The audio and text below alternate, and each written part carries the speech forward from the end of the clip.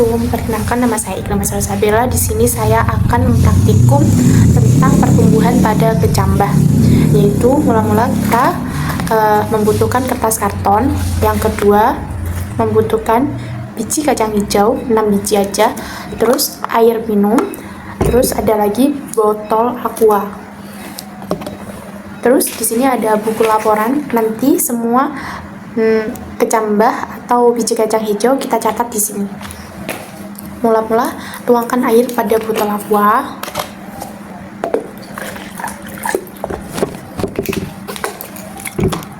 Rendam kacang hijau semalaman. Tunggu sampai hari berikutnya. Hari pertama, setelah kacang hijaunya tadi direndam selama semalaman, kita taruh di sini. Pisahkan airnya dengan kacang hijaunya, terus kita masukkan kertas kartonnya. Setelah botolnya masuk, masukkan biji kacang hijaunya.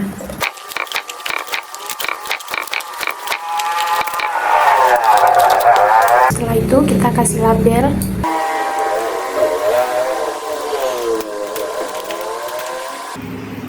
Pada kecambahnya.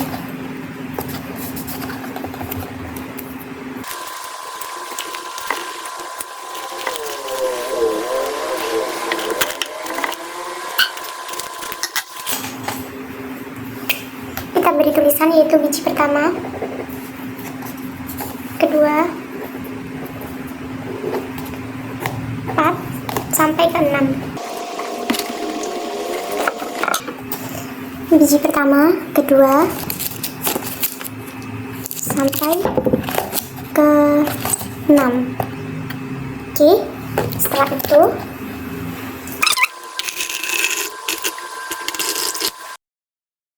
secukupnya. Udah, tunggu hari kedua. Itu yang pertama, yang kedua, ketiga, keempat, kelima, dan keenam.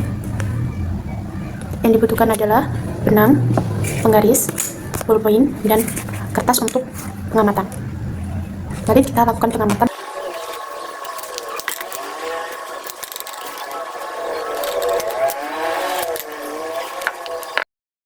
Kecambah, yaitu mari kita ukur dulu menggunakan benang pada label pertama sampai ke 6.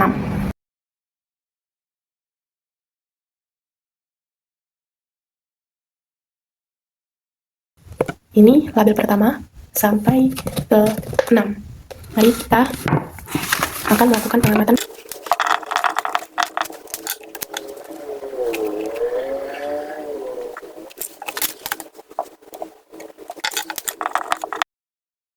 Di sini ada label pertama sampai label ke-6.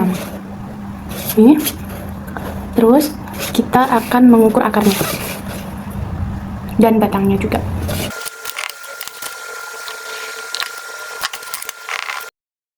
Di sini ada label 1 dan label 6 seperti kayak kemarin. Terus di sini mari kita teliti lagi berapa sentimeter akarnya dan berapa sentimeter batangnya.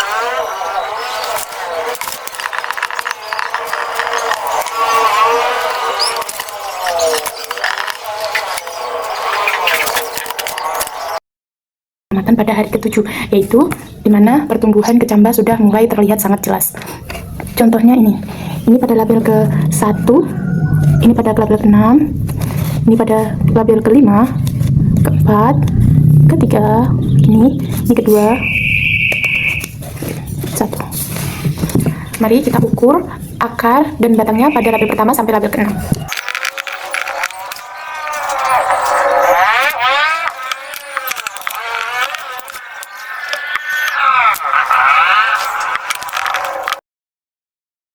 Halo, assalamualaikum. Perkenalkan nama saya Iqram Salsabila. Di sini saya akan menjelaskan tentang struktur pada bunga anggrek, yaitu di mana struktur adalah satu kesatuan dan berfungsi untuk reproduksi, perkembangbiakan, serta penyerbukan pada bunga anggrek. Contohnya seperti ini. Ini adalah bunga anggrek, di mana yang tengah ini adalah sepal tengah, yang ini adalah petal, yang ini adalah sepal lateris, yang ini adalah bibir pada bunga anggrek, yang di dalamnya ada polen atau berbesarnya, yang di dalamnya lagi di sini ada ovarium, yang di samping sini adalah putik bunga.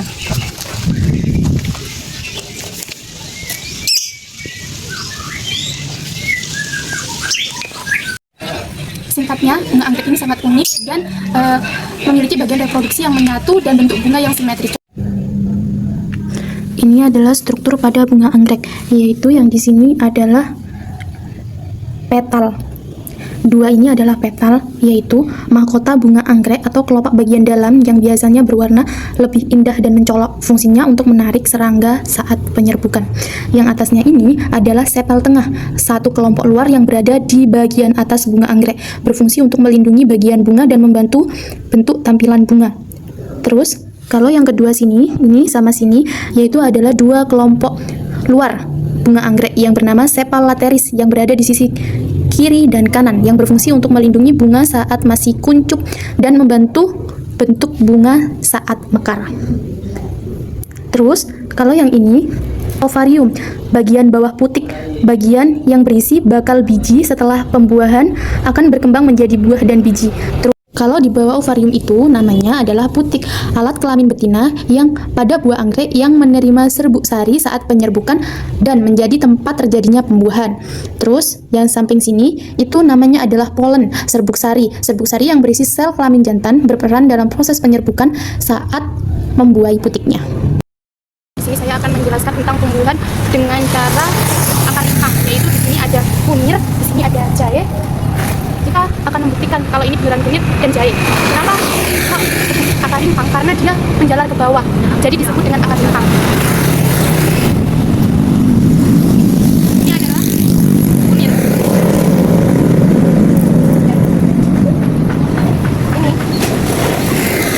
Ini adalah jahe. Ini contoh dan bentuk tentang akar rimpang, karena dia tumbuh menjalar ke bawah. Saya akan menjelaskan tentang pertumbuhan dengan cara bertunas. Contohnya di sini ada serai, yaitu di mana batang-batangnya ini tumbuh di samping serai yang satunya lagi. Ini termasuk dengan pertumbuhan bertunas. Kalau ini di sini di depan saya ini ada daun bawang, yang dimana daun bawang ini termasuk tumbuhan bertunas karena jika dia dipotong dia akan bertunas kembali dan bisa dipanen berkali-kali. Menjelaskan tentang tanaman berumbi, yaitu ini adalah talas dan dimana dia bertumbuh dengan cara umbi, yaitu kenapa kok umbi? Karena di dalamnya itu ada umbinya, jadi dinamakan tanaman berumbi.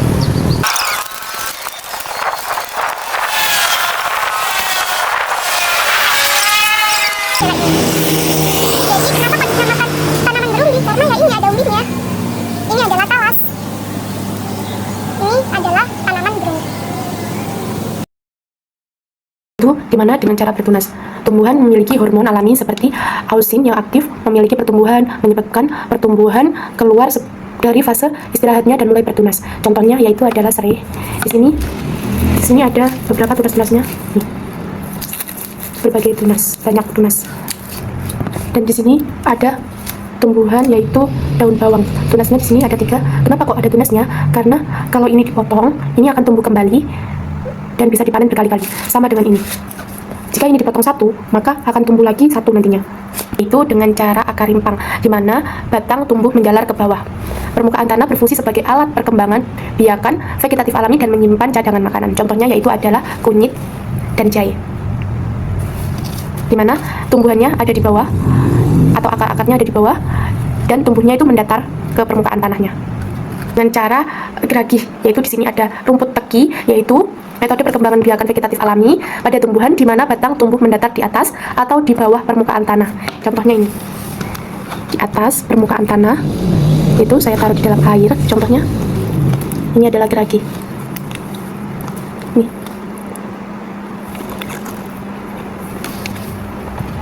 Cara berumbi.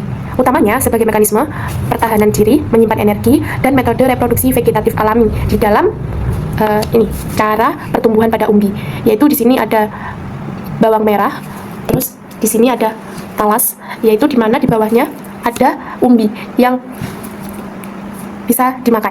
Ini contohnya ada daun bawang atau bawang merah di sini termasuk umbi-umbian. Kenapa? Karena ini bawang merahnya ditanam ke dalam tanah. Sama juga dengan talas. Di sini ada umbi, yaitu yang ditanam di bawah tanah.